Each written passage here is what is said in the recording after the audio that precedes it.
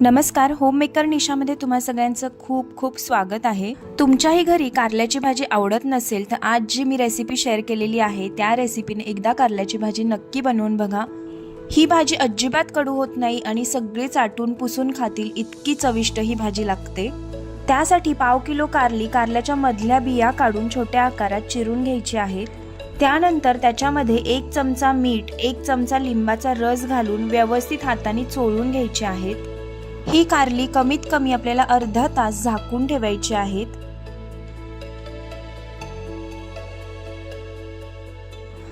अर्धा तास झालेला आहे आणि कारली जी आहे ती आपली छान मीठ आणि लिंबामध्ये मुरलेली आहेत। आता आपण याच्यामध्ये साधारण 2 ग्लास पाणी घालणार आहे आणि ही जी कारली आहे ती पुन्हा एकदा आपण व्यवस्थित चोळून आणि मग पिळून घेणार आहोत। यामुळे कारल्यामध्ये जो काही कडवटपणा असतो ना तो पूर्णपणे निघून जातो आणि आपली कारल्याची भाजी आहे ना ती अजिबात कडू होत नाही। तुम्ही जर सकाळी टिफिनसाठी ही भाजी बनवणार असाल तर आदल्या रात्रीच कारली चिरून त्याला मीठ आणि लिंबू लावून फ्रीज मध्ये ठेवलं तरी सुद्धा चालेल, म्हणजे सकाळी टिफिनसाठी झटपट ही कारल्याची भाजी तयार होते।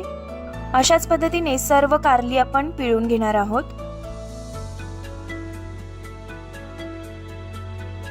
आता भाजीला फोडणी देण्यासाठी गॅसवर एक कढई तापत ठेवलेली आहे, त्याच्यामध्ये आता आपण तेल घालून घेणार आहोत। तेल छान गरम झालं की आता आपण याच्यामध्ये पिळून ठेवलेली कारली घालून घेणार आहोत। ही कारली जी आहे ती मोठ्या गॅसवर साधारण आपल्याला 10 मिनिटं परतून घ्यायची आहेत। कारल्याचा रंग पूर्णपणे चेंज होतो आणि कारली बऱ्यापैकी शिजतात। कारली परतून होईपर्यंत कारल्यामध्ये टाकण्यासाठी इकडे मी 2 मोठ्या साईजचे कांदे घेतलेले आहेत, ते चिरून घेणार आहोत। आता इकडे साधारण 10 मिनिटं झालेली आहेत आणि कारली मोठ्या गॅसवरती व्यवस्थित परतून झालेली आहेत आणि कारल्याचा रंग देखील बदलला आहे। आता आपण याच्यामध्ये घालून घेणार आहोत चिरून ठेवलेला कांदा। कांदा वरून घातल्यामुळे कांद्याची थोडीशी गोडसर चव या भाजीला येते। आता कांदा घातल्यानंतर देखील मीडियम गॅसवरती आपण हे कांदा आणि कारल्याचं मिश्रण 10 ते 15 मिनिटं व्यवस्थित परतून घेणार आहोत, जोपर्यंत कांद्याचा रंग पूर्णपणे बदलत नाही तोपर्यंत।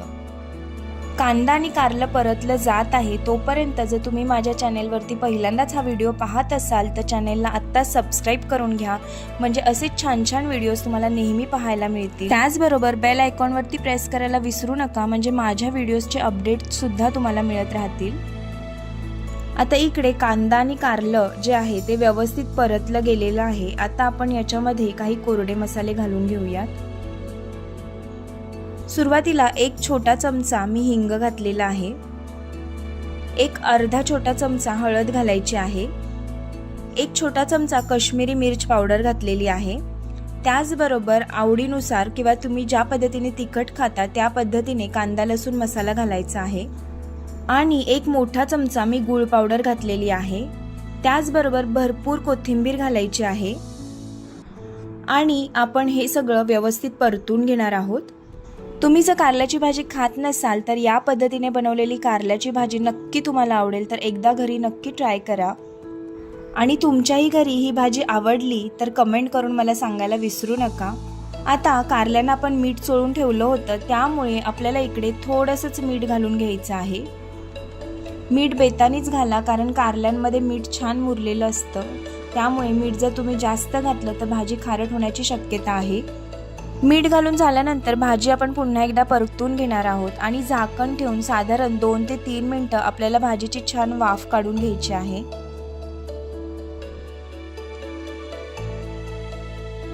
साधारण 3-4 मिनिटं झालेली आहेत आणि इकडे मस्त चमचमीत अशी कारल्याची भाजी आपली तयार झालेली आहे।